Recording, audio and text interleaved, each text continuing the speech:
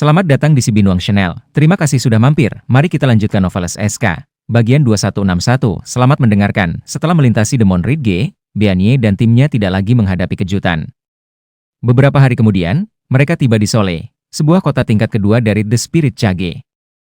Meskipun Sole hanya satu tingkat di atas Nightingale City, kota itu jauh lebih makmur. Tidak ada perbandingan antara kedua kota tersebut. Keluarga Nacht adalah salah satu keluarga teratas di Nightingale City.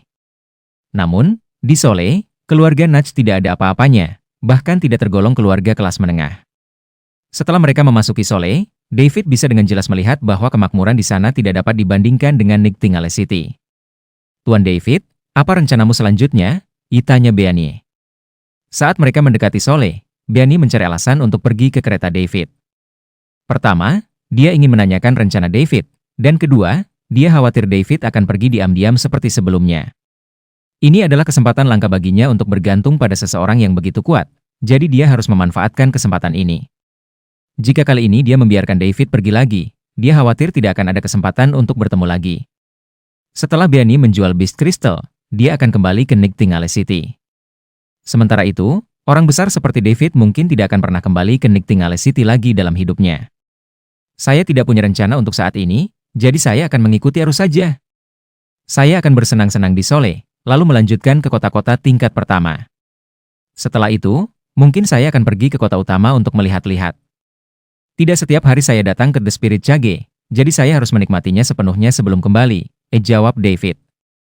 Dia berniat untuk menghabiskan uang. Semakin banyak dia menghabiskan, semakin baik. Baik The Spirit Chage maupun dunia nyata menggunakan $, dan keduanya saling terhubung. Jadi, meskipun David tinggal di Star Kingdom, dia masih bisa mendapatkan poin mewah untuk meningkatkan kekuatannya. Ini adalah kabar baik bagi David. Saat keluarga Feather menyerang 300 tahun kemudian, yang akan mereka hadapi adalah musuh yang sangat menakutkan. Setelah selesai di kota-kota tingkat kedua, dia akan pergi ke kota-kota tingkat pertama. Akhirnya, dia akan pergi ke kota utama. Setelah semua itu, dia pada dasarnya bisa mencapai puncak Divine Realm. Apakah kamu tidak bilang ingin membeli beberapa barang yang kamu suka? Saya sedang dalam perjalanan untuk menjual, jadi mengapa kita tidak pergi bersama? Banyak kekuatan besar di Sole yang membeli dan menjual harta langka di sana, jadi kita bisa mencari seseorang dengan reputasi yang lebih baik. Novelso.com Fast Update. Setelah Beanie selesai berbicara, dia memandang David dengan penuh harap. Dia merasa aman hanya saat bersama David. Dia akan merasa lebih percaya diri menjual Beast Crystal dengan David di sisinya. Oke. David setuju. Bagaimanapun, dia juga perlu mencari tempat untuk menghabiskan uang membeli barang-barang. Hebat! Terima kasih, Tuan David, kata Beanie dengan riang. Ngomong-ngomong, Nona Nacht, apakah kamu menjual bangkai binatang yang kamu beli di Crow City? Sepertinya namanya Silver Float Dragon, kan? Tanya David. Waktu itu, dia melihat Beanie membeli Silver Float Dragon. Silver Float Dragon adalah ular kecil yang dipukul mati oleh David saat pertama kali datang ke The Spirit Chage. Itu bukan satu-satunya yang saya jual. Beanie menggelengkan kepalanya, masih bersama Sibinuang Channel. Mari kita lanjutkan novel SK, bagian 2162. Ya. Sebenarnya, nilai Silver Float Dragon tidak terlalu tinggi. Alasan saya bisa membayar harga tersebut adalah karena bangkainya utuh dan layak untuk dipertaruhkan. Apa maksudmu? David bingung. Tuan David, Anda baru datang ke The Spirit Chage, jadi Anda mungkin belum tahu banyak tentangnya. Binatang buas memiliki kemungkinan tertentu untuk menghasilkan kristal, tetapi peluangnya sangat kecil. 100 binatang mungkin tidak bisa menghasilkan satu kristal. Peran Beast Crystal sangat luas dan memiliki pengaruh besar pada peningkatan kekuatan pikiran, sehingga nilai Beast Crystal juga sangat tinggi. Selain itu, saya beruntung menemukan kristal di tubuh Silver Float Dragon, Beanie menjelaskan dengan sabar. David mengerti. Dengan kata lain, ular kecil yang dia bunuh memiliki sesuatu yang lebih berharga di dalam tubuhnya. Nona Nacht, bolehkah saya bertanya, berapa nilai Beast Crystal di dalam Silver Float Dragon? Menurut harga pasar saat ini, harganya setidaknya $80 miliar, dan mungkin bahkan mencapai 100 miliar. Harga pastinya sepenuhnya tergantung pada pembeli, jawab Beanie dengan jujur. 80 miliar hingga 100 miliar? Termasuk bangkainya, itu lebih dari 100 miliar. Kesepakatan ini tidak buruk. Dia akan mendapatkan kembali 5 atau 6 kali lipat setelah menghabiskan 20 miliar dollars untuk membeli Silver Flood Dragon. Nona Nacht, Anda sangat berani. Anda menginvestasikan 20 miliar dollars dan mendapatkan kembali 5 atau 6 kali lipat dalam satu kali kesempatan, kata David kagum. Tuan David, Anda terlalu memuji saya. Itu semua keberuntungan. Tidak ada yang tahu bahwa ada Beast Crystal di dalamnya. Kalau tidak, saya tidak akan bisa membelinya dengan harga itu, kata Beanie dengan rendah hati. Keberuntungan sebenarnya adalah sejenis kekuatan. Nona Nacht, saya ingin tahu apakah Anda akan menjual Beast Crystal itu kepada saya, tanya David. Harganya 100 miliar dollars. Selama David bisa membelinya, dia bisa mendapatkan 1000 poin mewah. Jadi bagaimana mungkin dia melepaskan kesempatan bagus seperti itu? Tuan David, Anda ingin membeli Beast Crystal? Beanie terkejut. Saya belum pernah melihat benda ini sebelumnya, jadi saya ingin membelinya dan melihat apa yang istimewa dari benda ini. David tertawa. Baiklah, jika Anda benar-benar menginginkannya, saya bisa menjualnya kepada Anda seharga 50 miliar dollars. Bagaimana menurut Anda? Beanie menggertakkan giginya dan memotong harga menjadi setengahnya. Untuk membangun hubungan baik dengan David, dia juga memutuskan untuk berani mengambil risiko. Selain itu, jika bukan karena David, mereka bahkan tidak akan bisa melewati Demon Ridge. Ketika David mendengar bahwa Beanie ingin memberinya potongan harga 50 miliar, dia tidak senang. Di mana dia akan mendapatkan 500 poin mewah yang hilang? Saat dia hendak mengatakan sesuatu, Beanie berkata tiba-tiba, Tuan David, jangan salah paham. Anda telah menyelamatkan kami. Tanpa Anda, kami tidak akan bisa keluar dari Demon Ridge. Saya seharusnya memberikan Beast Crystal kepada Anda secara gratis. Tetapi akhir-akhir ini keluarga kami mengalami beberapa masalah di dunia nyata dan sangat membutuhkan uang, jadi saya hanya bisa memberikan sedikit diskon. Saya harap Anda tidak keberatan.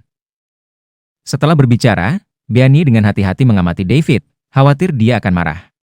David bahkan tidak menginginkan diskon 50 miliar, apalagi menerimanya sebagai hadiah. Jika dia tidak bisa menghabiskan uang atau mendapatkan poin mewah, apa gunanya mendapatkan Beast Crystal? Nona Nacht. Saya, David Liddell, tidak pernah suka mengambil keuntungan dari orang lain. Kita memang teman, tetapi kita harus menyelesaikan semuanya dengan baik. Saya akan membeli Beast Crystal dengan harga tertinggi, yaitu 100 miliar dollars. Saya tidak akan membelinya jika Anda mengenakan 1 sen lebih murah. Jika Anda melakukannya, saya akan membeli dari pihak lain. Saya tidak percaya tidak ada Beast Crystal lain di tempat sebesar Sole, kata David dengan tegas. Ucapan ini sangat menggerakkan hati Beanie. Dia merasa bahwa David pasti memutuskan untuk membayar harga tertinggi setelah mendengar bahwa keluarga Nacht sedang dalam kesulitan. Bisa menjual Beast Crystal seharga 80 atau 90 miliar saja sudah cukup baik. Jika dia ingin menjualnya seharga 100 miliar, dia harus bertemu dengan seseorang yang sangat membutuhkan dan tidak kekurangan uang. Terima kasih, Tuan David. Keluarga Nacht dan saya akan selalu mengingat kebaikan besar Anda di hati kami. Beanie berterima kasih dengan tulus. Saat dia berbicara, dia hendak berlutut dan menyampaikan rasa terima kasihnya. David dengan cepat menghentikannya. Kenyataannya, Beanie lah yang telah membantunya. Jadi bagaimana dia berani membiarkan Beanie melakukan hal ini? Masih bersama si Binuang Chanel, mari kita lanjutkan novel SK. Bagian 2163, akhirnya, David membeli Beast Crystal yang ada di dalam Silver Flood Dragon seharga 100 miliar dollars. Beanie memisahkan Beast Crystal dari tubuh Silver Flood Dragon dan menyerahkannya kepada David saat masih hangat. Kemudian, David juga mentransfer 100 miliar dollars kepada Beanie. Setelah kesepakatan di antara mereka selesai, David segera menyalakan sistem untuk memeriksa apakah dia telah mendapatkan poin mewahnya. Untungnya, hasilnya tidak mengecewakan. Sistem dengan jelas menampilkan 1000 poin mewah. Setelah ini, David bisa kembali ke dunia nyata kapan saja dan menembus ke peringkat pradewa. David tidak menginginkan tubuh Silver Flood Dragon yang bernilai 20 miliar. Bukan karena dia tidak menginginkan 200 poin mewah tersebut. Saat ini, dia sangat membutuhkan poin mewah, bahkan beberapa poin kecil pun akan sangat dihargai, apalagi 200. Namun, dia tidak tahu bagaimana cara mengurusnya setelah dia membelinya. Orang lain membutuhkan tubuh Silver Flood Dragon untuk meningkatkan kekuatan pikiran mereka, tetapi David tidak. Dia tidak bisa begitu saja membuangnya, bukan? Hal itu akan menimbulkan kehebohan jika ditemukan oleh orang lain. Ketika dia tiba di Sole, seharusnya tidak sulit menemukan tempat untuk menghabiskan uang. Jadi tidak perlu mengambil risiko ini. Dan dengan 1000 poin mewah dalam sistem, David tidak lagi terburu-buru. Dia masih punya waktu. dia masih bisa menghabiskan uang di kota-kota tingkat pertama dan bahkan di kota-kota utama. Sebenarnya, David tidak menyangka bahwa ketika dia datang ke The Spirit Cage, ular kecil yang dia bunuh begitu saja ternyata memberinya hasil panen 1000 poin mewah. Setelah transaksi antara keduanya, langit telah menjadi gelap. Beanie memutuskan untuk mencari tempat istirahat dan kemudian mereka akan mencari pembeli tubuh Silver Flood Dragon di pagi hari. Tim itu kemudian menginap di sebuah penginapan. Lingkungannya cukup baik, tentu saja harganya tidak murah. Namun, bagi Beanie yang baru saja menerima 100 miliar dollars, itu hanyalah uang kecil. David ingin membayar tagihan, tetapi Beanie tentu saja tidak akan setuju. Karena jumlahnya tidak seberapa, David berhenti memaksa. Setelah memberitahu Beanie bahwa dia akan melakukan meditasi malam dan tidak ingin diganggu, David masuk ke kamarnya dan menutup semua pintu dan jendela. Setelah menyalakan sistem, dia memilih untuk keluar dari The Spirit Cage dan kembali ke dunia nyata. Saat dia membuka matanya lagi, dia telah kembali ke sekte Iridescent di dunia nyata dari The Spirit Cage. Hal pertama yang dia lakukan setelah kembali ke dunia nyata adalah meningkatkan kekuatannya. Poin mewahnya hanya akan berguna jika digunakan. Jika disimpan, mereka hanya akan menjadi sekumpulan angka. David pertama-tama menghabiskan 200 poin mewah untuk membantu tubuh dan pikirannya menembus dari level 10 sakral ke level 1 pradewa. Kemudian, dia menghabiskan 90 poin untuk meningkatkan tubuh dan pikirannya masing-masing ke level 10 pradewa. Dengan cara ini, dia menghabiskan total 380 poin mewah. Baik tubuh maupun pikirannya telah mencapai level 10 pradewa. Di bawah pengaruh batas ganda, kekuatan tempur David juga mencapai peringkat parsial Dewa Primordial. Kekuatan tempur semacam ini tidak bisa dianggap lemah bahkan di peradaban level 9 Layla. Azul, sebagai keturunan langsung keluarga Feather di Layla, telah membangkitkan keterampilan bawaan tetapi hanya mencapai level parsial pradewa. Setelah menghabiskan 380 poin mewah dari total 1000, David hanya memiliki 620 poin tersisa. David kemudian mengarahkan perhatiannya pada kemampuan cloning. Ini adalah keterampilan paling kuat yang pernah dia lihat. Klonnya memiliki kekuatan tempur yang sama dengan tubuh utamanya, yang bisa dianggap sebagai kemampuan luar biasa. Dalam situasi saat ini di mana tidak mungkin untuk terus meningkatkan kekuatan tempur, meningkatkan level cloning dan menambah jumlah klon adalah pilihan terbaik. David mengeklik tanda tambah di belakang avatar. Jendela sistem muncul. Cloning saat ini adalah keterampilan level 3, dan akan memerlukan 100 poin mewah untuk meningkatkannya ke level 4. Setelah mencapai level 4, jumlah klon akan bertambah dari 3 menjadi 9. Host, silakan konfirmasi apakah akan melanjutkan. Ada 2 pilihan, ya atau tidak. Klonku akan bertambah dari 3 menjadi 9? Mata David bersinar terang. Aku pikir setiap kali aku meningkatkan 1 level, aku hanya akan mendapatkan 1 klon tambahan. Ternyata tidak begitu. Masih bersama si Binuang Chanel, mari kita lanjutkan Noveles SK. Bagian 2164, David segera memilih ya, dan 100 poin mewah pun menghilang. Dengan itu, kemampuan cloning David mencapai level 4. Dan jumlah klon yang bisa dia ciptakan meningkat dari 3 menjadi 9. Dengan kekuatan tempurnya yang sudah mencapai tingkat primordial deity parsial, 9 klon tersebut membuatnya seolah-olah memiliki kekuatan tempur 10 primordial deity parsial. Tidak banyak orang yang bisa mengatasi kekuatan sebesar ini, bahkan di peradaban maju seperti Layla sekalipun. David kini telah melangkah ke jajaran orang-orang yang kuat. Seberapa cepat ia mencapai ini? Siapapun akan terkejut, dan hanya dengan menghadapi musuh yang mengerikan, seperti yang mungkin akan dihadapi keluarga Feather setelah 300 tahun, kekuatan sesungguhnya akan terlihat. Setelah semua ini selesai, David akhirnya bisa bernafas lega. Sekarang, dia masih memiliki 520 poin mewah tersisa. Namun, dia membutuhkan setidaknya 1000 poin mewah untuk meningkatkan tubuh, pikiran, atau cloning ke level berikutnya. Pada titik ini, David bisa beristirahat sejenak. Jika dia tetap berada di Kerajaan Bintang, Star Kingdom, tak seorang pun bisa mengusik dia. Primordial Deity tidak bisa dikalahkan di Layla, dan mereka tidak akan repot-repot datang ke tempat kecil seperti Kerajaan Bintang. Namun, David selalu suka merencanakan ke depan. Dia tidak bisa bersantai kecuali dia mencapai batas kemampuannya atau meningkatkan sistem ke level maksimal. Jika itu terjadi, barulah dia akan terpaksa bersantai. Setelah menembus ke tingkat Primordial Deity Parsial, David kembali ke The Spirit Cage melalui sistem. Dia sudah memberitahu Celia dan yang lainnya bahwa dia perlu bersembunyi untuk beberapa waktu. Sementara itu, semua orang sedang berusaha meningkatkan diri mereka, jadi David tidak perlu mengganggu mereka untuk sementara waktu. Keesokan harinya, ketika Beanie melihat David lagi, dia merasa ada sesuatu yang berubah dari dirinya. Namun, dia tidak bisa memastikan apa itu. Singkatnya, intuisi seorang wanita memberitahunya bahwa David tidak sama seperti kemarin. Kekuatan pikiran David telah meningkat dari level sakral 10 menjadi pradewa level 10, dan kekuatan David di The Spirit Cage juga mengalami lompatan kualitatif. Itulah alasan mengapa Beanie merasakan perbedaan tersebut. Selamat pagi, Tuan David, kata Beanie dengan hormat. Selamat pagi, Nona Nacht, jawab David dengan sopan. Tak kusangka, tidak melihat Anda hanya satu malam, dan Anda sudah tampak lebih berkilau, Tuan David. Nona Nacht, Anda terlalu memuji saya. Setelah beberapa sapaan sopan, keduanya meninggalkan penginapan untuk mencari pembeli bagi tubuh Silver Float Dragon. Sementara itu, David berencana untuk berbelanja. Lebih baik jika dia bisa menghabiskan antara 100 hingga 200 miliar dollars. Setelah bertanya kepada beberapa penduduk setempat, keduanya sampai di jalan perdagangan terbesar di Sole. Setiap hari, banyak sekali harta yang diperdagangkan di sini. Tubuh Silver Float Dragon, yang sebenarnya bernilai lebih dari 10 miliar dollars, mungkin merupakan barang langka di kota Nightingale. Tetapi di Sole, itu hanya dianggap barang biasa. Itu bahkan bukan harta berkualitas tinggi, apalagi yang kelas 1. Setelah mereka memasuki jalan perdagangan, David merasa seperti berada di pasar di bumi. Banyak pedagang yang menjajakan dagangan mereka di sepanjang jalan, dengan keterampilan membual yang sangat luar biasa. David dan Beanie terus berjalan lebih dalam ke dalam pasar. Menurut informasi yang mereka dapatkan, barang-barang yang lebih umum dijual di bagian luar, sedangkan harta karun yang benar-benar berharga diperdagangkan di bagian terdalam dari jalan perdagangan. Semakin jauh mereka masuk, semakin sedikit orang yang terlihat di jalan.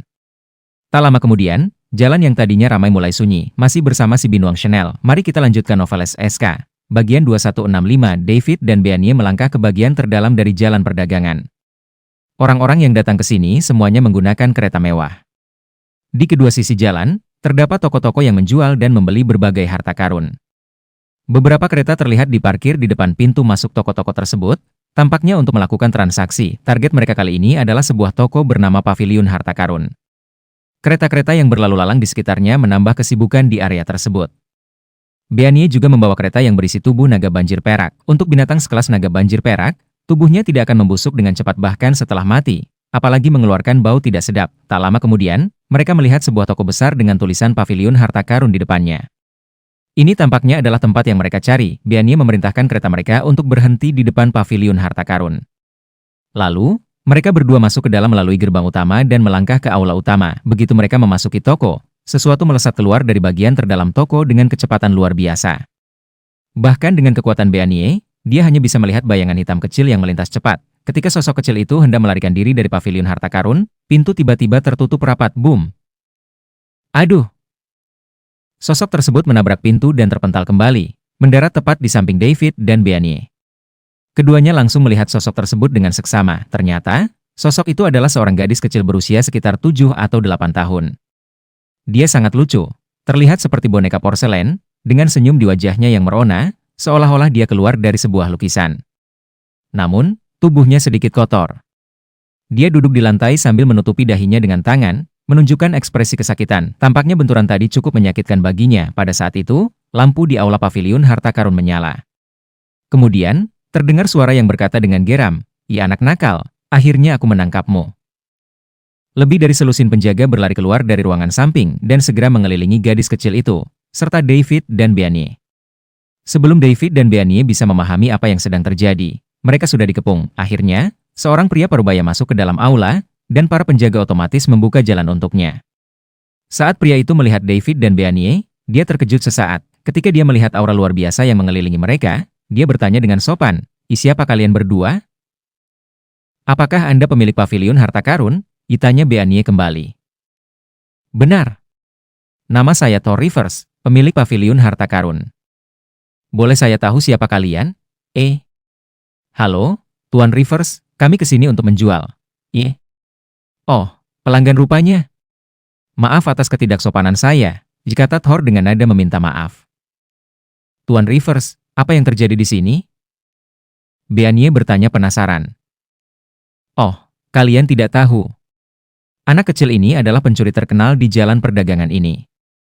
Banyak orang yang telah menjadi korbannya sejak dia datang 3 bulan lalu. Tidak ada yang tahu berapa banyak harta yang hilang, dan tempat ini menjadi kacau karenanya. Semua orang berada dalam bahaya. Yang membuatnya lebih rumit adalah dia hanya mencuri harta-harta yang tak ternilai harganya. Kami telah mencoba segala cara untuk menangkapnya. Hampir kami berhasil beberapa kali, tetapi kami tidak tega menyakitinya, sehingga dia berhasil melarikan diri. Kali ini, akhirnya aku berhasil menangkapnya," jelas Thor dengan nada frustrasi. Mendengar hal ini, David dan Beanie melihat gadis kecil di samping mereka dengan ekspresi tidak percaya. Seorang gadis kecil berusia 7 atau 8 tahun telah menyebabkan kekacauan besar di jalan perdagangan dan tidak ada yang bisa menangkapnya selama 3 bulan? Siapa yang akan percaya hal ini? Namun, mereka segera menerima kenyataan ini. Melihat dari kecepatannya, gadis kecil ini jelas tidak bisa dianggap remeh. Orang biasa pasti tidak akan mampu menangkapnya. Tuan Rivers, dari mana asal gadis ini? Bagaimana dia bisa sekuat ini? Beanie bertanya penasaran. Saya tidak tahu. Dia muncul di jalan perdagangan Sole 3 bulan yang lalu dan mulai tinggal di sini. Dia hanya mencuri harta dari orang lain. Karena dia kecil dan sangat cepat, tidak ada yang tega melukainya, jadi sangat sulit bagi kami untuk menangkapnya. Masih bersama si Binuang Chanel, mari kita lanjutkan novel SK, bagian 2166. Saat itu, gadis kecil itu tiba-tiba bangkit berdiri. Dia berbalik, menatap tajam ke arah Thor, lalu mengulurkan tangan kecilnya dan menunjuk ke arahnya sambil berkata, "Kau jahat." Ekspresi Thor sedikit canggung setelah dituduh demikian. "Kau mencuri barang-barangku, tapi malah menyebutku jahat? Apakah dunia ini masih memiliki keadilan?" pikir Thor. "Bocah, serahkan semua barang yang kau curi, dan aku akan membiarkanmu pergi. Jika tidak, aku akan memberitahu semua orang. Kau akan menderita jika aku melakukannya." Ancam Thor. Meskipun gadis kecil di depannya telah menyebabkan kerugian besar, Thor tidak berani bertindak terlalu jauh. Sama halnya dengan para korban lain di jalan perdagangan. Mereka pernah melukai gadis kecil itu tanpa sengaja saat pertama kali mencoba menangkapnya. Namun, meskipun terluka parah, gadis itu berhasil melarikan diri. Tidak butuh waktu lama sebelum dia muncul kembali dalam kondisi pulih sepenuhnya. Fakta bahwa dia masih sangat muda, ditambah lagi dengan kecepatan yang tidak terduga dan kemampuan pemulihan yang mengerikan, menunjukkan bahwa gadis kecil ini tidaklah sederhana. Bahkan, dia mungkin sangat menakutkan. "Aku tidak mencurinya. Aku hanya meminjamnya, dan nanti aku akan membayarmu 2 kali lipat," kata gadis kecil itu dengan nada tegas. Meminjam hanya bisa dilakukan dengan izin. Jika tanpa izin, itu namanya mencuri, paham? Aku tidak peduli. Yang ku tahu, tubuhku membutuhkan barang-barang ini, jadi aku harus memakannya banyak-banyak. Apa? Kau memakan semua harta yang kau curi? Thor merasa darahnya mendidih. Ya, meskipun rasanya sangat tidak enak. Tapi itu bagus untuk tubuhku. Jadi meskipun rasanya buruk, aku tetap harus memakannya, kata gadis kecil itu dengan wajah sedih. Di mana keluargamu? Suruh mereka datang ke sini sekarang, teriak Thor, semakin frustrasi. Aku lupa, bisik gadis kecil itu. Lalu bagaimana kau bisa sampai di sini? Aku juga lupa. Apa yang kau ingat? Aku hanya ingat bahwa aku harus makan banyak barang, jawab gadis itu setelah berpikir sejenak. Thor memegang kepalanya. Dia merasa seperti akan kehilangan kewarasannya. Dalam hatinya, dia sangat ingin sekali menampar gadis kecil di depannya ini. Namun, dia tidak berani melakukannya. Setelah banyak berdiskusi dengan para korban lain di jalan perdagangan, mereka sampai pada kesimpulan bahwa gadis kecil ini kemungkinan besar tersesat masuk ke sangkar roh dan mungkin memiliki dukungan dari kekuatan puncak di Layla.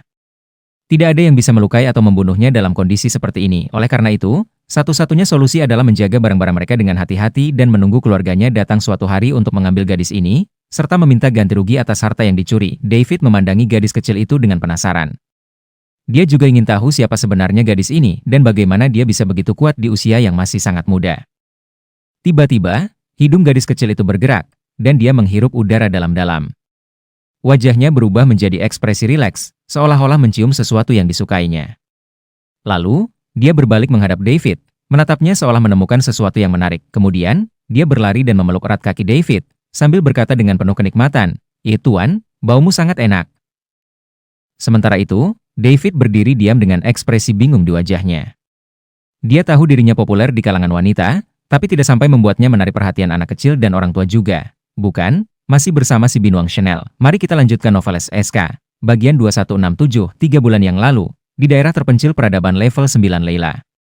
Seorang wanita berdiri tegak di kehampaan dengan pedang hijau sepanjang 3 kaki di tangannya.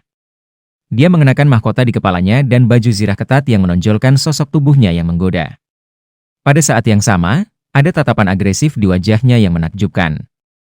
Mata tipisnya yang indah dan mempesona menyipit saat ia menatap lurus ke depan. Di depannya terdapat sebuah objek besar berbentuk bola yang mengambang di udara. Objek misterius berbentuk bola ini berukuran sangat besar, dan wanita itu terlihat seperti sebutir pasir di depannya. Suasana saat itu sangat tegang. Keduanya berada dalam keadaan saling bermusuhan, dan pertempuran dahsyat bisa terjadi kapan saja. Sebuah pertempuran besar antara dua lawan yang memiliki ukuran dan proporsi yang sangat berbeda akan segera dimulai. Menghadapi musuh yang begitu besar, wanita berzirah itu sama sekali tidak tampak takut. Sebaliknya, ada sedikit rasa penghinaan di matanya. "Pergilah. Jika tidak, kau akan mati," kata wanita itu dengan dingin sambil mengarahkan pedang hijaunya ke depan. "Ratu Elora!" Suara robotik terdengar dari objek berbentuk bola itu. "Ratu Elora!" Itu adalah nama yang akan membuat semua orang di peradaban level 9 Layla menjadi gila. Ada 5 penguasa yang mengawasi Layla. Ratu Elora adalah salah satu dari mereka, dan dia diberi gelar Ratu. Kelima penguasa ini adalah 5 yang terkuat di Layla, dan mereka adalah pemimpin dengan status tertinggi. Tugas mereka adalah memerintah Layla dan memastikan bahwa Layla tetap aman. "Karena kau tahu itu aku, mengapa kau tidak pergi sekarang juga? Apakah Robotia sudah bosan hidup?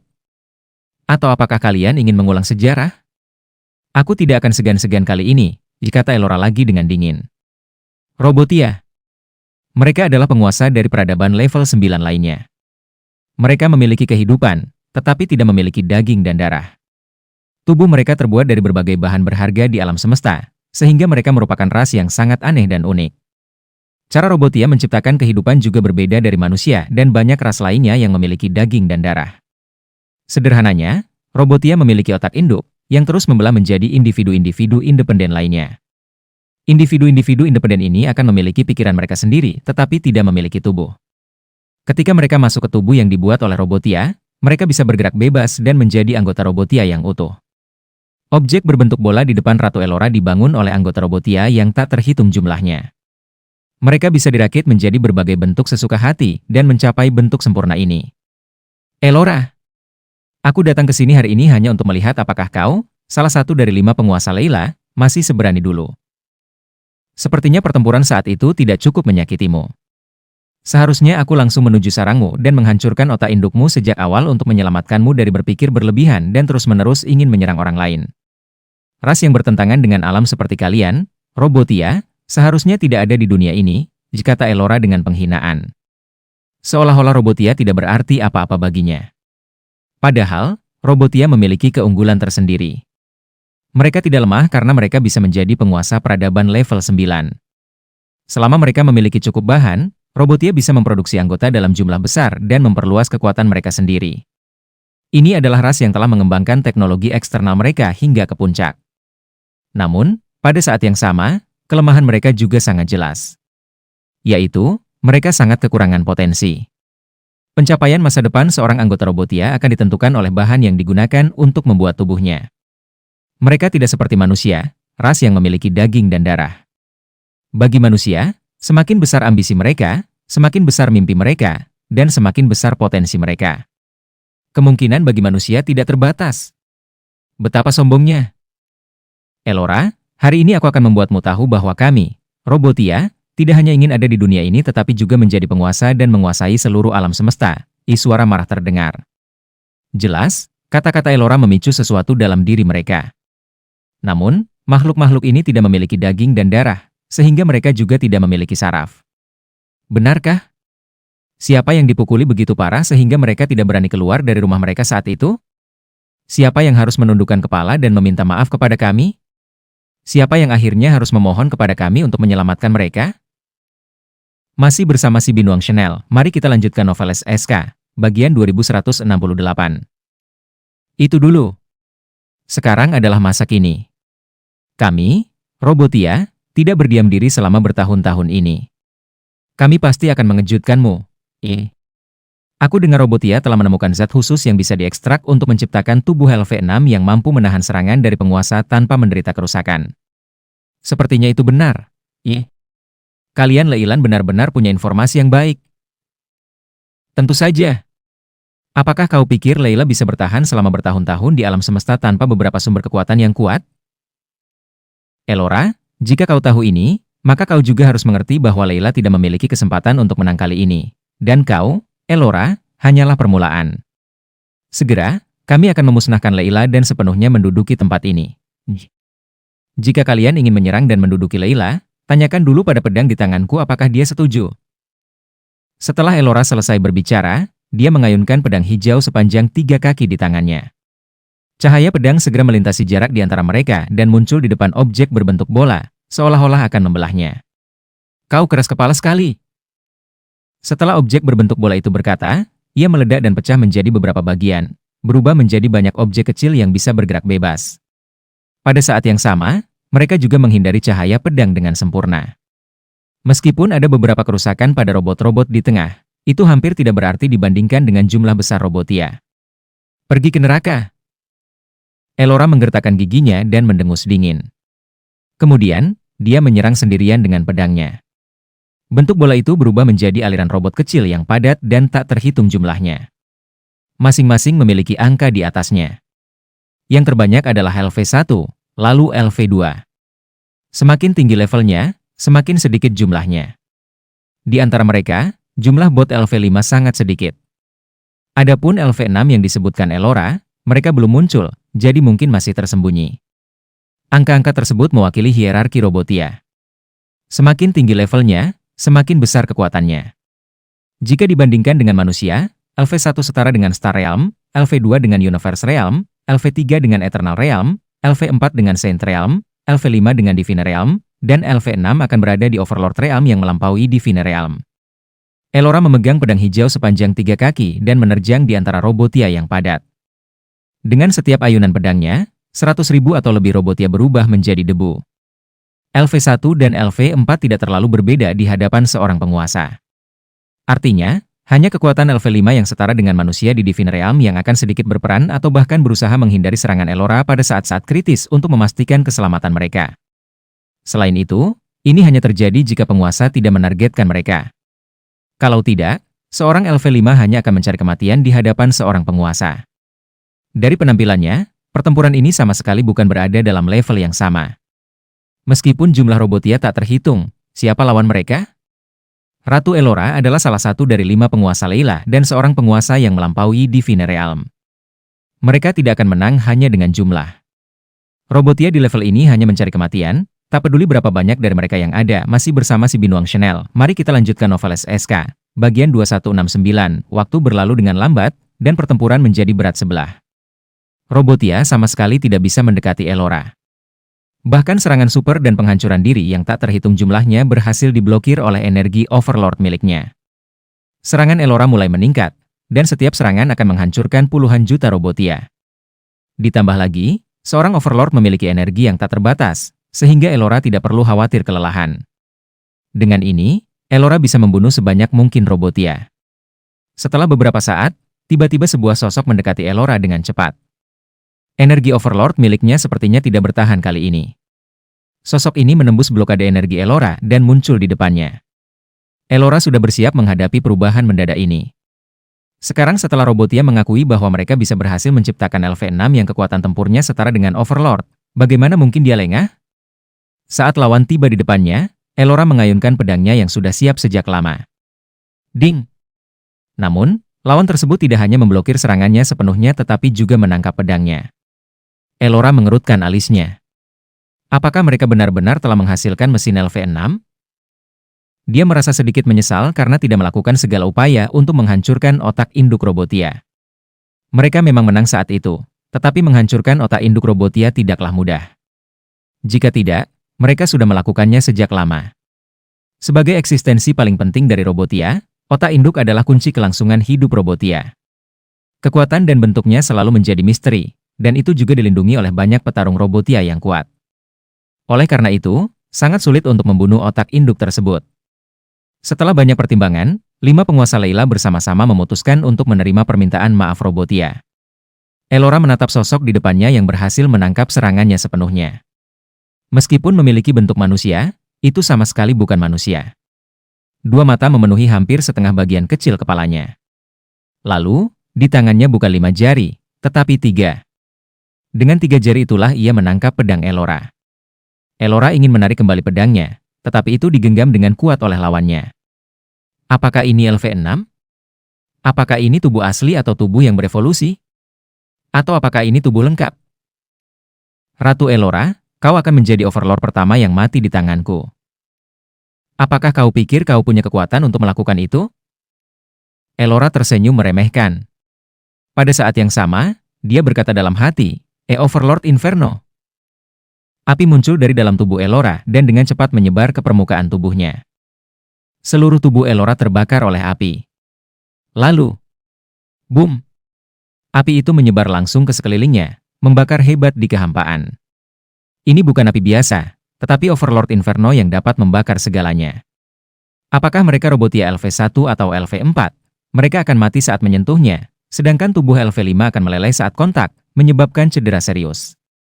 Hanya LV6 di depan Elora yang bisa sementara melawan api Overlord Inferno. Penggunaan Overlord Inferno menyebabkan korban besar di pihak Robotia. Ratusan juta anggota Robotia dibakar oleh Overlord Inferno, dan saat api itu menyebar, jumlah korban terus bertambah. Ratu Elora juga tidak berdiam diri. Dia mendorong tangan kirinya yang ramping yang membawa Overlord Inferno yang lebih terkonsentrasi. Boom! Terdengar ledakan keras. Dengan bantuan gelombang kejut, Elora menarik paksa pedangnya dan mundur beberapa jarak. Begitu dia berhasil menstabilkan diri, dia bersiap menguji kekuatan Robotia LV6 itu. Tiba-tiba, dia merasakan sakit yang amat sangat dalam jiwanya. Masih bersama si Binuang Chanel, mari kita lanjutkan Noveles SK, bagian 2170. Apa yang terjadi? Elora terkejut. Dia menggertakkan giginya dan menahan rasa sakit hebat yang merobek jiwanya. Kemudian, dia menarik kembali Overlord Inferno dan bersiap untuk bertahan. Pada saat yang sama, dia mengeluarkan energi Overlord Realm-nya dan melakukan teleportasi, memaksa dirinya meninggalkan posisi awal dan muncul di arah lain. Ketika Elora muncul lagi, dia membungkuk sambil terengah-engah, sangat lemah. Dia sepenuhnya kehilangan aura mengintimidasi yang biasanya dipancarkan sebagai salah satu dari 5 penguasa Layla. Elora menatap bayangan samar di posisinya tadi. Dia menggertakkan giginya dan berkata, Robotia, bagaimana kalian berani bersekutu dengan Soul Devourers dan menjadi musuh umat manusia? Kalian akan dihukum. TSK. Segala sesuatu diperbolehkan dalam perang. Permaisuri Elora, jangan pernah berpikir kau bisa melarikan diri dariku hari ini. Jiwamu begitu harum. Setelah aku memakannya, aku pasti akan merasakan pertumbuhan besar. Hehe. Suara menyeramkan terdengar dari bayangan. Permaisuri Elora, ini bukan kolusi, melainkan aliansi antara makhluk-makhluk kuat. Seperti yang kukatakan, kau akan menjadi Overlord pertama yang mati di tanganku. Jangan khawatir, Overlord lainnya dari Layla akan segera menyusulmu, jawab LV6 Robotia dengan dingin. Kau? Elora menatap dua ras di depannya dengan tatapan dingin. Robotia telah menciptakan LV6 dan kemudian bersekongkol dengan Soul Devourers yang hidup dari memakan jiwa manusia. Dengan dua kekuatan ini bekerja sama, Layla akan berada dalam masalah besar. Dia harus mengirimkan kabar ini agar semua orang bisa bersiap-siap. Meskipun Soul Devourers menakutkan, selama Layla siap, mereka tidak akan mudah dilancarkan serangan mendadak. Jika dia tidak sepenuhnya fokus pada LV6 Robotia tadi, Soul Devourers tidak akan memiliki kesempatan untuk menyerangnya secara tiba-tiba dan memakan sebagian besar jiwanya. Sekarang, sebagian besar jiwanya telah tertelan, sehingga kekuatan tempurnya berkurang drastis. Apa yang harus aku lakukan sekarang? Bagaimana aku bisa melarikan diri dari sini? Elora berada dalam dilema. Ini adalah pertempuran paling berbahaya yang pernah dia alami sejak mencapai Overlord Realm. Jika dia sedikit lengah, bukan hanya nyawanya yang akan terancam, tetapi juga seluruh Layla. Ayo lakukan. Jangan beri dia waktu untuk memikirkan langkah balasan. Manusia adalah makhluk paling efektif di alam semesta. Mereka memiliki banyak cara tak terbatas. Jangan biarkan dia melarikan diri dan memberitahu Layla tentang aliansi kita. Jika itu terjadi, kita akan berada dalam masalah, kata Soul Devourer. Jangan khawatir. Kami, Robotia, telah lama mempersiapkan hari ini, jadi bagaimana kami bisa membiarkannya kabur? Akan lebih baik jika kita segera bertindak. Seperti yang kau inginkan. LV6 Robotia dan Soul Devourer bertindak bersamaan. Elora menggertakkan giginya dan menggunakan Overlord Inferno untuk menutupi seluruh tubuhnya lagi. Setelah mengambil pedang yang telah menemaninya selama ribuan tahun di tangannya, dia mengelusnya dengan lembut dan berbisik, sahabat lama, aku membutuhkan bantuanmu." Pedang hijau 3 kaki itu bergetar seolah-olah mengerti apa yang diinginkan tuannya. Kemudian, Elora diam-diam menyuntikkan sejumput jiwanya ke dalam pedang itu. Setelah itu, sebuah titik cahaya muncul, berpusat pada permaisuri Elora. Titik itu kemudian meluas dengan cepat dan menyebar ke seluruh kehampaan. Bahkan LV-6 Robotia dan Soul Devourer kehilangan penglihatan mereka untuk sementara waktu. Ruang hampa juga menjadi rusak. Ruang di lebih dari 10 dimensi terpuntir menjadi bola. Tidak ada ledakan atau suara, tetapi kekuatannya begitu dahsyat sehingga semua ras di alam semesta bisa merasakan ketakutan yang intens. Pada saat ini, pedang Elora menggunakan kesempatan ini dan menghilang ke dalam kekosongan dalam sekejap. Ketika kehampaan kembali tenang, LV-6 Robotia dan Soul Devourer terdiam cukup lama. Sebagai seorang permaisuri yang merupakan salah satu dari 5 penguasa Layla, dia memang tak kenal menyerah. Pedang hijau 3 kaki itu melakukan perjalanan melalui ruang yang tak terhitung jumlahnya dan mencapai sebuah bintang mati. Kemudian, ia menembus planet itu dan menyegel planet tersebut dengan seluruh kekuatannya. Akhirnya, ia mengirimkan secuil jiwa Elora ke dalam The Spirit Cage. Hanya di The Spirit Cage, jiwa permaisuri Elora bisa dipelihara, diperkuat, dan dipulihkan. Tentu saja, proses ini mungkin memakan waktu yang sangat lama, tetapi setidaknya masih ada harapan. Masih bersama si Binuang Chanel, mari kita lanjutkan novel SK, bagian 2171, di Aula Treasure Pavilion di Jalan Perdagangan Sole, sebuah kota kelas 2 di The Spirit Cage. David menatap ke bawah pada seorang gadis kecil di depannya yang terlihat seperti boneka porselen, menggenggam erat pahanya. Wajahnya merah padam, seolah-olah ingin dicubit.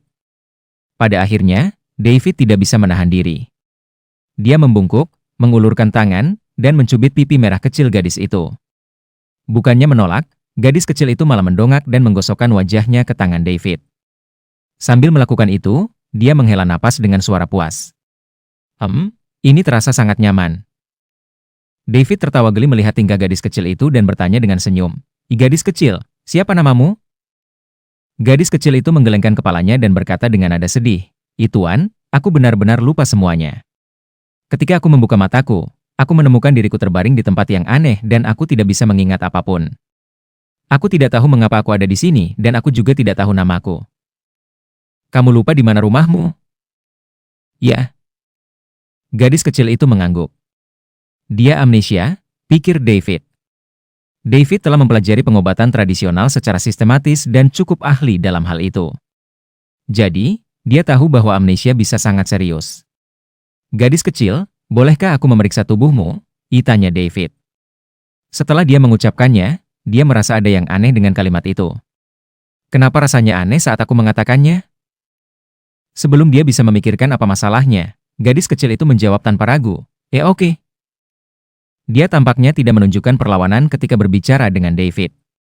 David berhenti memikirkannya. Jadi, dia berjongkok dan mulai memeriksa tubuh gadis kecil itu. Setelah melakukan pengamatan yang teliti, dia merasa bahwa jiwa gadis kecil itu rusak, yang menyebabkan amnesianya. Apakah keluarganya menempatkannya di The Spirit Cage untuk memulihkan jiwanya? Kemungkinan itu sangat tinggi. Bagaimanapun, The Spirit Cage dapat memulihkan kekuatan jiwa dengan cepat. Tapi mengapa tidak ada orang dewasa bersamanya? Bagaimana gadis kecil berusia 7 atau 8 tahun akan bertahan hidup di The Spirit Cage? Akan mengerikan jika dia bertemu orang jahat. Atau apakah sesuatu terjadi pada keluarganya, dan itulah sebabnya mereka tidak bersamanya? Terlalu banyak kemungkinan, jadi David tidak bisa menentukan situasi yang sebenarnya. Aku hanya bisa mengetahuinya setelah jiwanya pulih. Gadis kecil, tidak ada yang salah dengan kesehatanmu. Selama kamu tinggal di The Spirit Cage untuk sementara waktu, kamu akan pulih perlahan. Lalu, kamu akan bisa mengingat namamu, keluargamu, dan rumahmu. David menghiburnya. Benarkah? Gadis kecil itu tampak penuh harapan. Ya, tentu saja. Aku tidak pernah berbohong, tapi anak kecil juga tidak boleh mencuri. Mencuri akan membuatmu menjadi anak nakal. Tetapi barang-barang yang kucuri semuanya berguna bagiku. Aku ingin cepat tumbuh besar dan memulihkan ingatanku. Jika aku tidak mencuri, akan memakan waktu yang sangat lama. Aku tidak bisa menunggu selama itu, kata gadis kecil itu sedih. David kembali berpikir mendalam. Mencuri barang-barang ini mungkin disebabkan oleh naluri gadis kecil itu, karena memakannya bisa mempercepat pemulihan kekuatan jiwanya. Tiba-tiba, dia mendapatkan ide. Mengapa aku tidak membawa gadis kecil ini bersamaku? Aku bisa menggunakan uang untuk membeli berbagai harta dari The Spirit Cage untuk dia makan guna membantu pemulihan kekuatan jiwanya. Aku sendiri tidak membutuhkannya. Aku senang selama transaksi selesai dan poin mewahku dikreditkan ke akun. Adapun barang yang dibeli, tidak masalah siapa yang akan aku berikan. Masih bersama si Binuang Chanel, mari kita lanjutkan Noveles SK. Bagian 2172, David menatap gadis kecil lucu di depannya. Dia merasa takut untuk meninggalkan gadis kecil itu dan membiarkannya bertahan hidup sendirian. Jika mereka tidak bertemu, mungkin tidak akan menjadi masalah, tetapi sekarang mereka sudah bertemu, itu adalah takdir. Selain itu, bagaimana jika gadis kecil yang begitu manis dan lucu bertemu orang jahat atau pervert? Lebih jauh lagi, David cukup menyukai gadis kecil yang menggemaskan ini. Baiklah, aku akan menjaganya. Mengikutinya bisa menyelamatkan gadis kecil itu dari banyak waktu yang terbuang. Karena dia harus menghabiskan setidaknya triliunan, bahkan kuadriliunan, $dollars di The Spirit Cage. Dengan begitu banyak uang, dia bisa membeli berbagai harta untuk memulihkan kekuatan jiwa gadis itu. Setelah memutuskan, David memberikan nasihat dengan wajah serius, kamu tidak boleh mencuri apapun. Ini masalah prinsip. Jika kamu mulai mencuri di usia muda, apa yang akan terjadi ketika kamu dewasa? Jika semua orang mencuri barang-barang yang bermanfaat bagi mereka seperti kamu, bukankah dunia akan kacau? Karena dia telah memutuskan untuk menjaga gadis kecil itu, David harus membimbingnya ke jalan yang benar. Mencuri sama sekali tidak boleh dilakukan. Anak sekecil itu tidak boleh mengikuti jalan yang salah. Pendidikan harus dimulai sejak dini. Tuan, maafkan aku. Aku akan membayar mereka 2 kali lipat di masa depan, ibisik gadis kecil itu. Dia tidak menyangka bahwa pria yang aromanya membuatnya nyaman akan tiba-tiba mengubah nadanya. Melihat reaksi gadis kecil itu, David kembali merasa iba. Dia memegang wajah gadis kecil itu dengan kedua tangannya dan berkata lembut, aku akan membantu kamu membayar semua harta yang kamu curi. Mulai sekarang, kamu akan mengikuti aku dan berhenti mencuri, oke? Beritahu aku apa yang kamu butuhkan, dan aku akan membelinya untukmu. Benarkah? Mata gadis kecil itu berbinar, dan dia bertanya dengan antusias. Ya. Mulai sekarang, kamu akan mengikuti aku kemanapun aku pergi, dan aku akan membeli apapun yang kamu butuhkan. Hebat! Terima kasih, Tuan. Gadis kecil itu memeluk David dengan penuh semangat. Dia melingkarkan lengannya di leher David dan dengan penuh semangat menghirup aroma David. Dia merasa tubuhnya mulai pulih saat menghirup aroma itu. Karena kamu setuju untuk mengikuti aku, akan sulit memanggilmu tanpa nama. Jadi mulai sekarang, kamu akan dipanggil Pebles. Bagaimana menurutmu? Hebat. Luar biasa. Sekarang aku punya nama. Namaku Pebles, sorak gadis kecil itu dengan gembira. David berdiri sambil menggendong Pebles di pelukannya dan berkata kepada Thor, Tuan Rivers, berapa banyak harta yang telah dicuri oleh Pebles darimu? Kamu harus mengumpulkan semuanya dan menghitung nilai dari semua harta itu. Aku akan mengganti kerugiannya.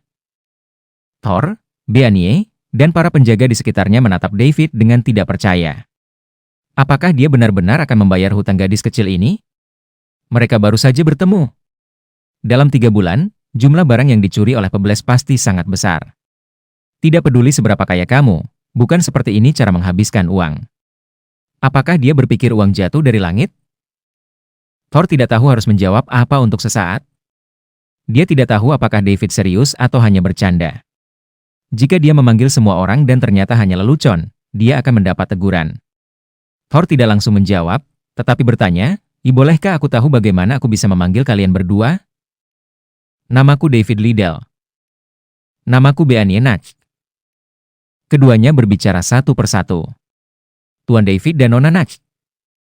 Setelah Thor selesai berbicara, dia menunjuk ke Pebles yang tergantung di tubuh David dan bertanya, apakah kamu yakin ingin membayar hutangnya? Kamu tidak bercanda, kan? Menurutmu aku sedang bercanda?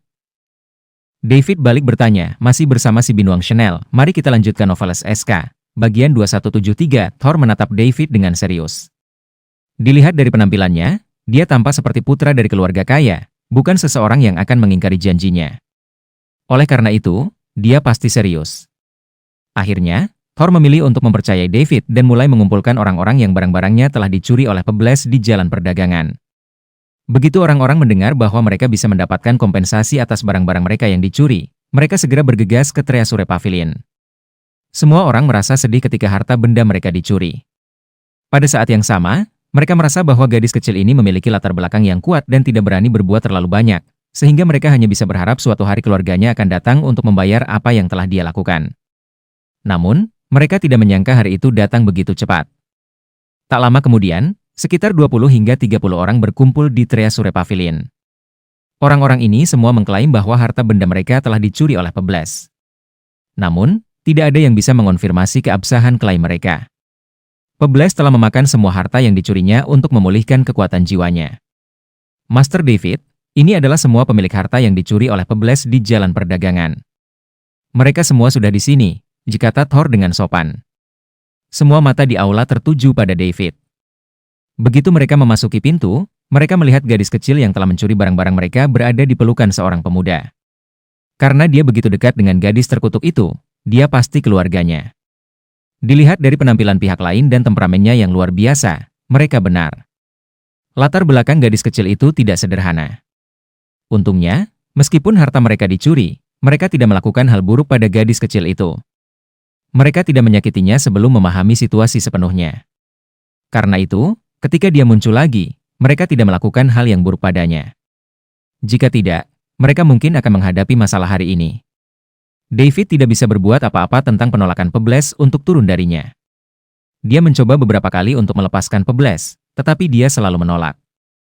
Jadi, David hanya bisa membiarkannya melakukan apa yang dia mau. Dengan kekuatan David, seorang gadis kecil yang menempel di tubuhnya tidak akan memengaruhi gerakannya.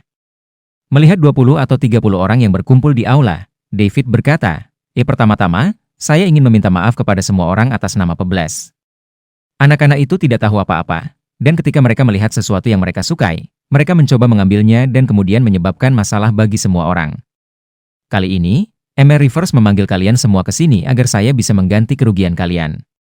Bagi mereka yang barangnya dicuri oleh pebelas, kalian bisa mendaftarkan diri pada Emer Rivers untuk mencantumkan apa yang hilang dan berapa nilainya. Setelah itu selesai, saya akan membayar semuanya. Setelah mengatakan itu, David melirik kerumunan. Kemudian, dia mengubah nadanya dan melanjutkan, tapi jangan anggap saya bodoh. Saya akan membayar apa yang seharusnya saya bayar dan tidak akan lebih dari itu. Namun, jika ada yang berani membuat klaim palsu atau melebih-lebihkan nilai untuk menipu saya dari uang lebih banyak, jangan salahkan saya jika saya bertindak tidak baik. Setelah dia selesai berbicara, orang-orang di aula Treasure Pavilion tiba-tiba merasakan suhu turun drastis. Mereka merasa seolah-olah berada di dalam kedinginan yang ekstrim. Mereka gemetar seluruh tubuh dan bahkan tidak bisa menggerakkan tubuh mereka. Semua orang menatap David dengan ketakutan di wajah mereka. Pria ini sangat kuat. Dia bisa membuat semua orang tidak bisa bergerak hanya dengan auranya. Semua orang di sini adalah tokoh terkenal di jalan perdagangan Sole. Kekuatan mereka terbukti karena mereka mampu bertahan di tempat ini. Oleh karena itu, mereka tentu tidak lemah. Namun, mereka begitu tertekan oleh seorang pemuda yang muncul entah dari mana hingga tidak bisa mengangkat kepala mereka. Yang lebih buruk lagi, mereka tidak bisa mengetahui kekuatan sebenarnya dari lawan mereka. Syukurlah. Syukurlah. Mereka merasa bersyukur bahwa mereka tidak melakukan hal buruk pada gadis kecil itu. Jika tidak, konsekuensinya akan mengerikan. Mereka mungkin bahkan tidak punya kesempatan untuk keluar dari Treasure Pavilion. David biasanya memilih diplomasi sebelum kekerasan. Dia tidak mendapatkan uangnya dari pohon. Itu datang lebih mudah dari itu. Terutama, menurut aturan sistem, itu bukan transaksi jika dia menghabiskan uang dan tidak mendapatkan barangnya. Paling-paling, itu adalah hadiah, dan dia tidak akan mendapatkan poin kemewahan untuk itu. Dia menolak menjadi orang yang boros jika dia tidak bisa mendapatkan poin kemewahan. Masih bersama si Binuang Chanel, mari kita lanjutkan Noveles SK, bagian 2174. Itulah mengapa David mengatakan kalimat terakhir tadi. Jika dia bisa mendapatkan poin kemewahan, dia akan ingin agar orang-orang ini menetapkan harga setinggi mungkin. Sayangnya, kali ini tidak demikian, jadi dia akan melakukannya dengan cara biasa. Bagaimanapun, dia harus menukarkan uangnya dengan poin kemewahan. Dia akan berhenti ketika sudah pada tempatnya. Setelah intimidasi selesai, suasana di aula kembali normal. Jangan khawatir, Tuan David. Jangan khawatir. Kami semua adalah pedagang, dan yang paling penting dalam bisnis adalah integritas. Jika kami bahkan tidak memiliki prinsip dasar ini, bagaimana kami bisa bertahan dalam lingkaran ini, bukan begitu? Jadi, Anda bisa yakin bahwa kami semua akan mencari kebenaran dari fakta dan tidak akan pernah membuat laporan palsu, janji Thor buru-buru. Dia juga tidak menyangka bahwa David begitu kuat di usia yang masih muda.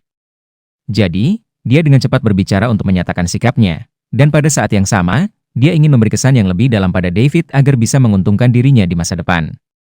Tuan Rivers benar. Jangan khawatir, Tuan David, kami akan berbicara jujur dan menangani ini dengan serius, seseorang menimpali. Orang-orang lain di aula juga menyatakan dukungan mereka. Mereka meyakinkan David bahwa mereka akan melaporkan sesuai dengan keadaan sebenarnya dan tidak akan mengambil keuntungan darinya. David mengangguk dan berkata, Tuan Rivers, saya berterima kasih sebelumnya. Ah, tidak perlu. Merupakan kehormatan bagi saya untuk melayani Anda, Tuan David, Thor memuji dengan senyum di wajahnya. Orang-orang di aula melihat Thor dengan mata penuh iri. Membangun hubungan baik dengan pemuda kuat ini memiliki banyak keuntungan dan tanpa kerugian. Sayangnya, mereka tidak mendapatkan keuntungan apapun, sementara Thor mengambil semua keuntungannya sendiri. Langkah berikutnya pun mudah. Orang-orang di aula berbaris untuk mendaftarkan harta mereka yang hilang kepada Thor satu persatu. Setelah pendaftaran selesai, semua orang mulai memperkirakan nilai masing-masing harta. David tidak banyak menuntut untuk hal ini. Dia akan menerima selama nilainya dalam batas normal. Setelah merasakan kekuatan David yang luar biasa, tidak ada seorang pun yang berani bermain-main dan mereka memberikan harga berdasarkan nilai terendah. Selama proses itu, David dan Beanie duduk sambil minum teh. Sementara itu, Pebles terus melingkarkan tangannya di leher David, bergelayutan di tubuhnya. Dia benar-benar menyukai aroma David. Dia merasa setiap napas yang dihirup sangat membantu tubuhnya. Beanie terus melirik David dari sudut matanya. Pemuda ini semakin sulit untuk dia pahami. Dia baru saja bertemu anak itu, tetapi dia rela mengeluarkan banyak uang untuk melunasi hutang-hutangnya. Meskipun Pebles terlihat luar biasa dan imut, pada akhirnya, dia baru saja mengenalnya. Bukankah seharusnya dia menghabiskan beberapa hari bersamanya sebelum mempertimbangkan hal ini? Apakah semua orang kaya begitu impulsif? Mungkin David memang keturunan langsung dari keluarga kuat. Uang bisa benar-benar membeli kebahagiaan. Tidak masalah berapa banyak yang dia keluarkan selama dia bahagia. Ada 20 atau 30 orang di aula. Bahkan jika setiap orang hanya kehilangan satu barang, nilai keseluruhannya tetap merupakan angka yang astronomis. Ditambah lagi, banyak orang yang kehilangan lebih dari satu barang. Berapa banyak yang harus dikeluarkan untuk melunasi hutang? Setidaknya beberapa ratus miliar. Jika ada beberapa harta kristal binatang di antaranya, nilainya bahkan bisa mencapai triliunan. Baru saja, David menghabiskan 100 miliar dolar untuk membeli kristal binatang dari Beanie. Sekarang, dia akan menghabiskan ratusan miliar, atau bahkan triliunan, untuk melunasi hutang orang lain. Beanie tiba-tiba menyadari jenis orang seperti apa yang dia temui. Kekuatannya tak terbatas. Dia bahkan bisa menghabiskan ribuan triliun dolar tanpa berkedit. Dia menebak dalam hatinya, kekuatan di balik David mungkin berada di puncak semua Leila. Masih bersama si Binuang Chanel, mari kita lanjutkan novel SSK, bagian 2175, setelah beberapa proses pendaftaran dan penilaian, Thor akhirnya menyimpulkan bahwa nilai harta yang dicuri oleh Pebles mencapai sekitar 500 miliar dolar. Rata-rata, setiap dari 30 orang akan mendapatkan kurang dari 20 miliar. Pada kenyataannya, harga ini sudah sangat rendah karena hanya didasarkan pada harga pokok dari harta tersebut. Dengan kekuatan David, tidak ada yang berani memberikan pernyataan palsu, jadi mereka melaporkan sesuai dengan keadaan sebenarnya.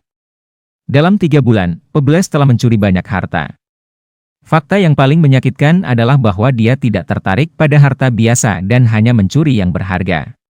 Di bulan pertama, semua orang menderita kerugian besar.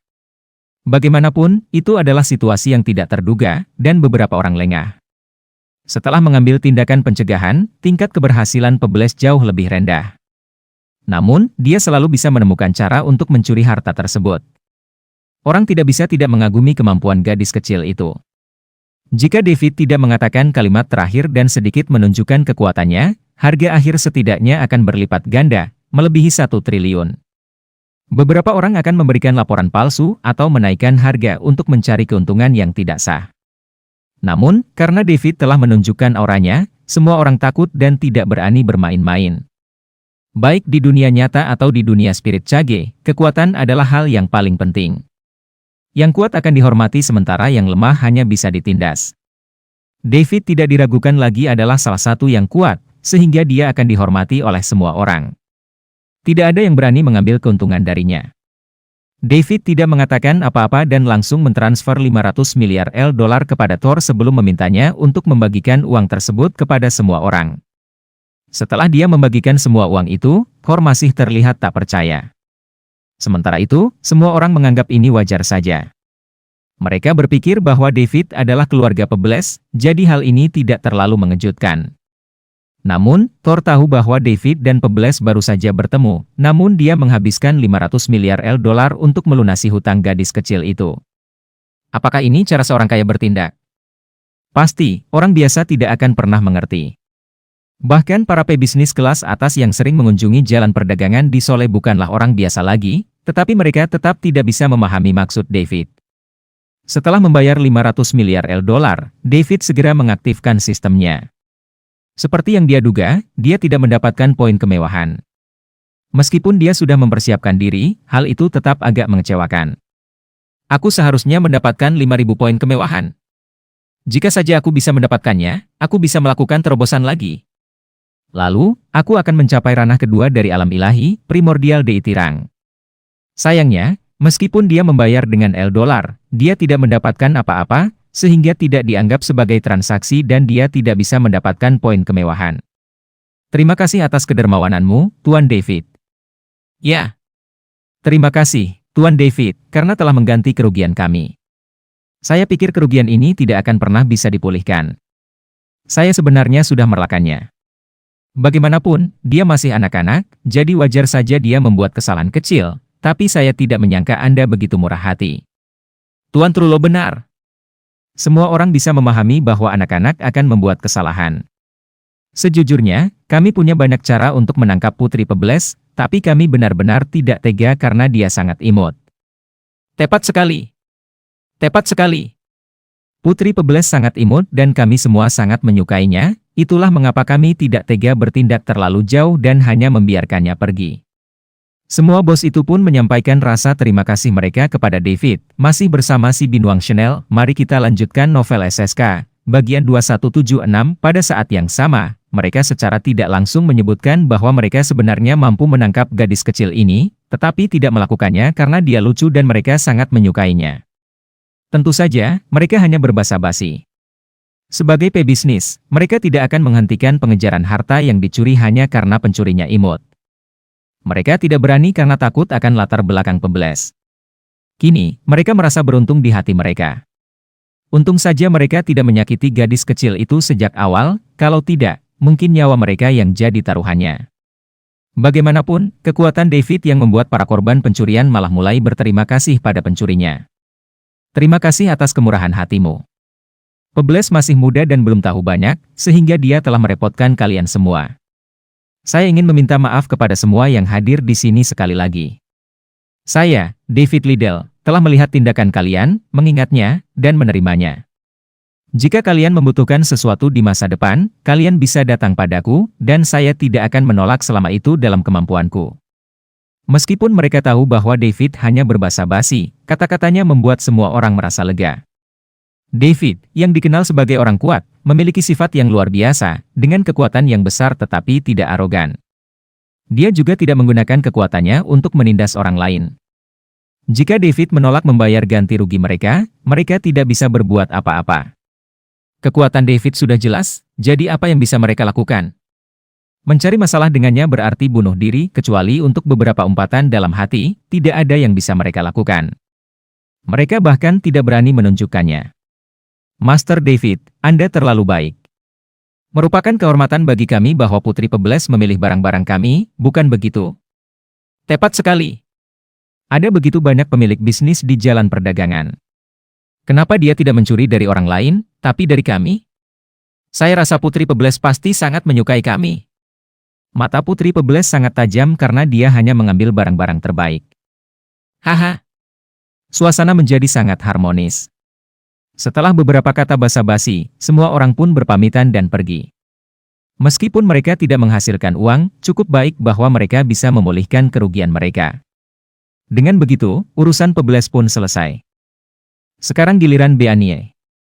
Dia belum menjual mayat naga banjir perak yang dimilikinya. Tujuan awalnya datang ke Treasure Pavilion adalah untuk menjual naga banjir perak tersebut.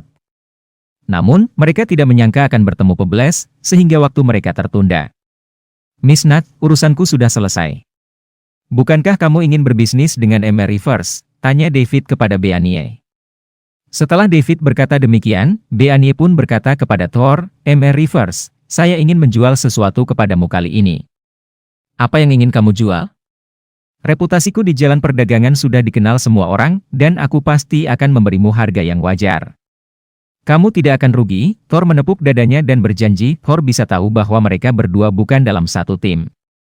Kalau tidak, melihat dari apa yang dilakukan David barusan, apakah dia masih perlu menjual sesuatu jika dia bisa dengan santai mengeluarkan 500 miliar dolar untuk melunasi hutang orang lain? Bahkan jika David ingin menjual, Thor mungkin tidak mampu membelinya. Saya juga sudah mendengar tentang reputasimu, Emer Rivers, dan saya percaya padamu, itulah sebabnya saya datang khusus untuk menemui Anda.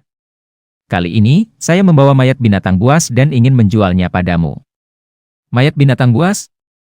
Apakah utuh atau sudah rusak? Tanya Thor. Mayat binatang buas, bahkan di Sole, adalah harta yang relatif langka. Nilainya biasanya mencapai miliaran. Harga mayat akan ditentukan oleh kondisinya. Jika masih utuh, bisa dengan mudah dijual dengan harga puluhan miliar. Daging binatang buas bisa dimakan dan tulangnya bisa digunakan untuk membuat sup yang sangat bermanfaat bagi tubuh. Mereka dapat dengan cepat meningkatkan kekuatan seseorang dan memperkuat kekuatan jiwanya.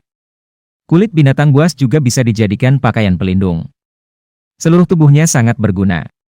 Tentu saja, yang paling berharga adalah Beast Crystal, tetapi itu sangat langka. Masih bersama si Binuang Chanel, mari kita lanjutkan novel SSK, bagian 2177. Mayat yang utuh, jawab Beanie. Oh, mayat yang utuh? Di mana mayat itu? Di luar. Emer Rivers, silakan ikut denganku. Aku memang berniat melakukan itu. Keduanya keluar dari aula Treasure Pavilion dan pergi keluar untuk memeriksa mayat binatang buas itu. David tidak ikut bersama mereka. Dia tetap duduk di tempatnya. Itu hanya mayat, tidak ada yang istimewa. Tidak akan baik jika itu membuat anak kecil takut. Pebles, panggil David. Ada apa, Tuan? Tanya gadis kecil itu sambil mendongak dan memandang David. Bisakah kamu turun dariku? Tidak. Pebles menggelengkan kepalanya menolak. Kenapa? David terdiam. Karena kamu sangat harum, dan aku merasa itu bermanfaat bagi tubuhku. Tuan, jangan paksa aku pergi, ya. Selama kamu tidak melakukan itu, aku akan mendengarkanmu. Pebles memandang David dengan mata besar dan nada suaranya terdengar sangat sedih. Tapi kamu tidak bisa terus menempel padaku sepanjang waktu. Tidak enak dilihat orang lain. Selain itu, aku perlu tidur dan istirahat. David tersenyum kecut. Biarkan saja mereka melihat. Aku tidak peduli. Aku suka padamu, jadi aku akan selalu bersamamu. Jangan khawatir. Saat kamu tidur, aku akan tidur di sampingmu dengan patuh dan tidak akan mengganggumu, jawab Pebles dengan santai. Pebles, kita tidak bisa tidur bersama, David berpikir sejenak dan berkata. Kenapa? Pebles terlihat bingung. Karena tidak pantas jika laki-laki dan perempuan saling bersentuhan. Pebles, ketika kamu dewasa, kamu akan menyukai anak laki-laki lain. Jika anak laki-laki yang kamu sukai tahu bahwa kamu pernah tidur bersamaku saat kecil, dia akan sedih. Dia tidak akan sedih. Jangan khawatir. Aku tidak akan menyukai anak laki-laki lain, aku hanya akan menyukaimu, ucap gadis kecil itu dengan tatapan tegas. David bingung sejenak, tidak tahu harus berkata apa. Untungnya, dia berada di The Spirit Cage. Jika dia berada di dunia nyata, bagaimana dia akan menjelaskan ini kepada Celia dan yang lainnya? Oh, Pebles. Kamu masih kecil. Kamu tidak akan berpikir begitu saat kamu dewasa, dan jika kamu menyesalinya, itu akan terlambat.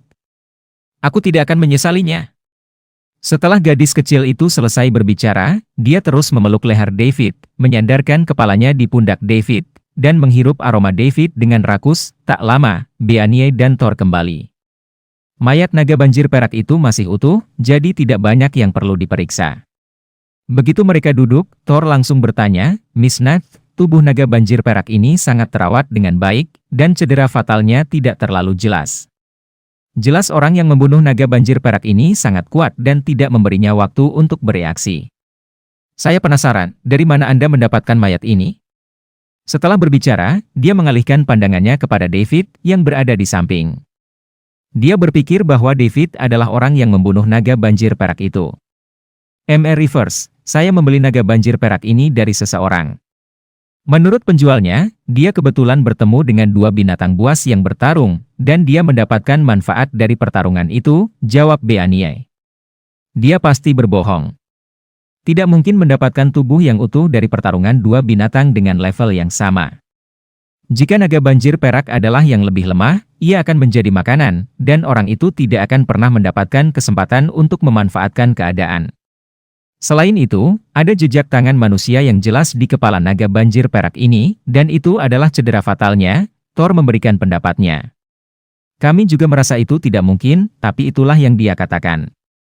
Hanya orang yang terlibat yang tahu situasinya secara pasti sekarang. Saya mengerti. Jika saya tidak salah, naga banjir perak ini pasti telah membentuk sebuah kristal. Dan itu telah diambil, bukan? Tanya Thor lagi. Mr. Rivers, Anda memiliki mata yang tajam. Naga banjir perak ini memang memiliki kristal, tapi saya sudah mengambilnya, jawab Beanie dengan jujur. Di mana kristal itu sekarang? Apakah Anda menjualnya juga? Saya bersedia membayar harga tinggi untuk itu. Thor terus bertanya, bis kristal memang barang yang luar biasa. Selain sangat berharga, kristal itu juga sangat langka. Masih bersama si Binuang Chanel, mari kita lanjutkan novel SSK, bagian 2178. Bis kristal hampir selalu dijual dengan harga premium di Sole saat ini. Maaf, Mr. Rivers, saya sudah menjual bis kristalnya. Mari kita bahas harga mayatnya. Ada sedikit kekecewaan di mata Thor. Tetapi dia segera pulih dan mulai menegosiasikan harga naga banjir perak dengan Beanie. Ketika Beanie membeli naga banjir perak di kota Crow, dia mengeluarkan 19,8 miliar dollars. Namun, dia membelinya dengan harga sangat tinggi untuk bertaruh apakah ada bis kristal di dalam mayat itu. Selain itu, keluarga Chase juga mencoba menyebabkan masalah, yang akhirnya malah menaikkan harga. Kenyataannya, naga banjir perak tersebut sebenarnya tidak bernilai sebanyak itu. Untungnya, Beanie membuat keputusan yang tepat. Bis kristal saja dijual dengan harga 100 miliar dollars. Tak peduli berapa harga mayatnya, Beanie sudah menghasilkan banyak uang kali ini. Pada akhirnya, keduanya menegosiasikan harga 15 miliar dollars dan transaksi pun selesai. Beanie berhasil menjual mayat naga banjir perak dan kristalnya seharga total 115 miliar dollars. Dibandingkan dengan 19,8 miliar yang dia keluarkan, keuntungannya hampir 6 kali lipat, memberi Beanie lebih dari 90 miliar keuntungan. Kecepatan menghasilkan uang seperti ini berada di luar kemampuan Thor dan para pengusaha lainnya. Setelah kedua belah pihak menyelesaikan transfer uang dan pengiriman barang, transaksi pun selesai. Setelah insiden dengan Pebles, David tidak lagi berminat untuk melanjutkan berbelanja. Jadi dia dan Beanie meninggalkan Treasure Pavilion dan memutuskan untuk berbelanja lain kali. Kekuatan David di dunia nyata telah mencapai sebagian dari peringkat primordial deity, jadi dia tidak perlu terlalu khawatir karena dia punya banyak waktu untuk disia-siakan. Setelah kembali ke penginapan, David dan Beanie berpisah dan masuk ke kamar masing-masing. Di sepanjang perjalanan, Pebles tetap menempel pada David dan menolak untuk melepaskannya. Di kamar, David duduk, mengeluarkan bis kristal, dan melambaikannya di depan Pebles. Itu segera menarik perhatian Pebles. Gadis kecil itu menatap bis kristal di tangan David dengan mata berbinar. Dia tahu bahwa itu sangat berguna baginya. Ketika dia hendak mengulurkan tangan untuk mengambilnya, tangannya tiba-tiba berhenti di tengah jalan. Dia mengingat apa yang dikatakan David. Dia membutuhkan izin dari pemilik sebelum mengambil sesuatu, jika tidak, dia akan menjadi gadis yang nakal. Apakah kamu menginginkannya? Tanya David. Ya. Gadis kecil itu mengangguk berulang kali. Lalu, kenapa kamu tidak mengambilnya? Kamu bilang aku harus mendapat izin pemilik sebelum mengambil sesuatu. Jika kamu tidak mengizinkanku, aku tidak bisa mengambilnya, jawab gadis kecil itu, tampak bingung. David tertawa kecil melihat betapa lucunya Pebles yang ingin sesuatu tetapi tidak bisa mendapatkannya. Namun, di saat yang sama, dia merasa tersentuh. Kamu memang gadis yang baik, Pebles. Aku mengeluarkannya untukmu, jadi aku izinkan kamu mengambilnya. Kamu boleh mengambilnya. David menyentuh kepala gadis kecil itu dengan tangan lainnya dan berkata dengan penuh kasih sayang. Benarkah? Tentu saja. Terima kasih. Setelah Pebles selesai berbicara, dia langsung mengulurkan tangannya, mengambil Beast Crystal dari tangan David, memasukkannya ke dalam mulut, dan memakannya. Seluruh proses berlangsung begitu cepat hingga David tertegun. Apakah Beast Crystal bisa langsung dimakan? Tidak pernah dikatakan bahwa ada gen dari binatang buas di dalamnya dan memakannya berbahaya bagi tubuh manusia, itulah sebabnya kristal itu perlu diolah menjadi eliksir. Apakah itu akan membahayakan tubuh Pebles jika dia memakannya begitu saja? Masih bersama si Binuang Chanel, mari kita lanjutkan novel SSK, bagian 2179, setelah Pebles memakan Beast Crystal dari naga banjir perak, dia mengerutkan wajahnya yang imut. Dia tampak seperti sedang menderita. David terkejut. Apakah itu menyakitinya? Dia merasa sangat menyesal. Dia mengira bahwa karena gadis kecil itu sudah mencuri begitu banyak barang, dia pasti membutuhkan harta seperti Beast Crystal. Siapa sangka dia akan memakannya langsung? Apa yang harus aku lakukan? Pebles, apakah kamu baik-baik saja? Tanya David dengan gugup. Meskipun dia ahli dalam pengobatan tradisional, ini adalah pertama kalinya dia berurusan dengan Beast Crystal. Jadi, dia tidak tahu apa yang harus dilakukan setelah Pebles memakan benda itu.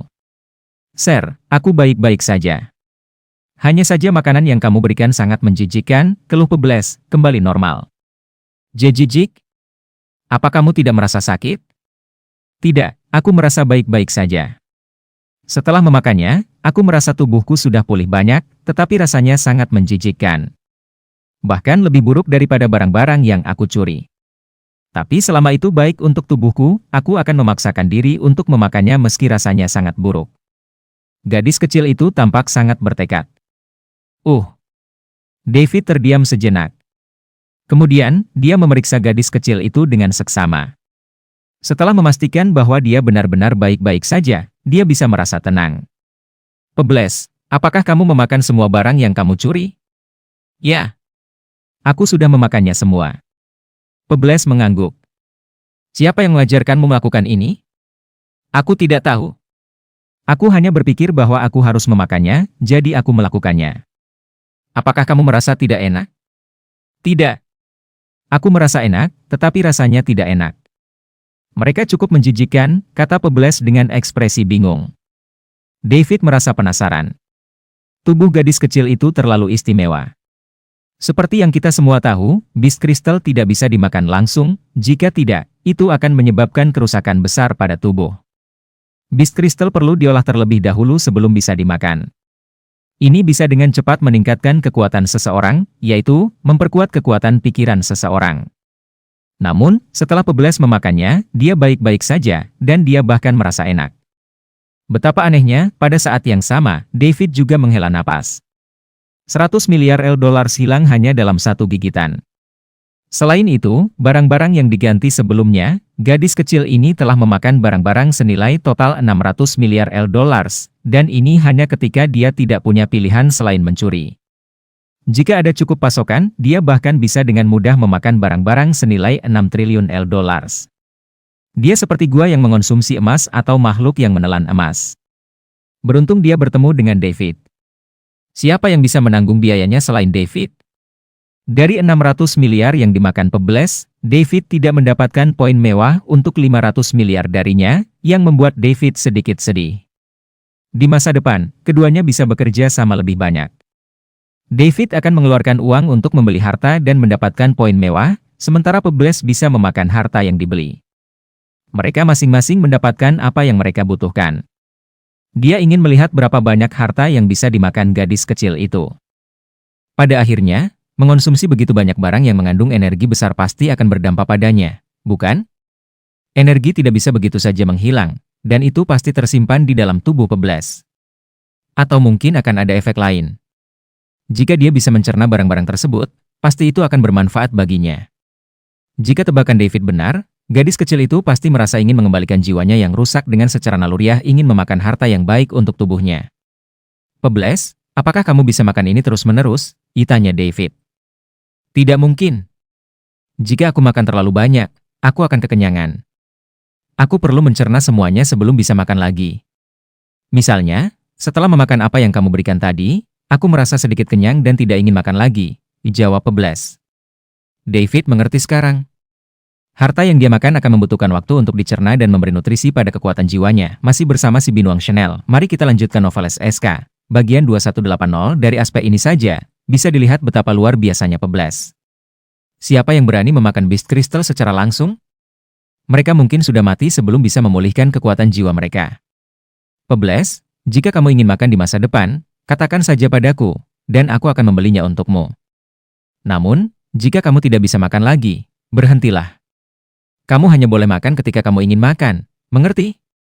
Jika tidak, kamu akan menyakiti tubuhmu karena pencernaan yang buruk. David melihat Pebbles dan berkata dengan serius. Dimengerti. Kamu yang terbaik. Terima kasih. Pebbles berseru dengan gembira. Melihat gadis kecil yang tersenyum, David juga merasa sangat senang.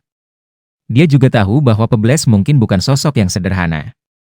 Meski begitu, lantas apa? Dia tidak berniat mendapatkan apapun dengan berbuat baik padanya. Dia juga tidak berusaha menyenangkan kekuatan di balik Pebbles. Dia hanya menyayangi gadis kecil ini. Lagi pula, apakah David perlu menyenangkan siapapun? Sama sekali tidak. Sistem adalah penyangga terbesarnya. Dia memiliki kemungkinan tak terbatas dengan sistemnya. Bahkan jika Pebbles didukung oleh kekuatan paling kuat di peradaban level 9 Layla. David tidak memerlukan bantuan dari pihak lain.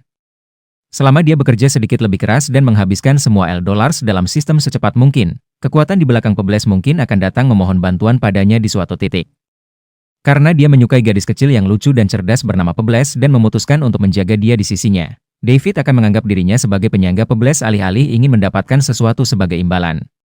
Setelah Pebbles memakan kristal naga banjir perak, dia mulai merasa mengantuk. Segera, dia tertidur di pelukan David. Dia pasti sedang mencerna Beast Crystal di dalam tubuhnya.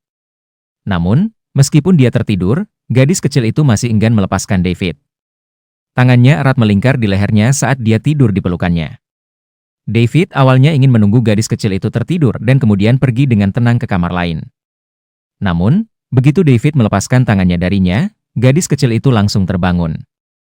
Dia mencoba beberapa kali, tetapi semua usahanya gagal.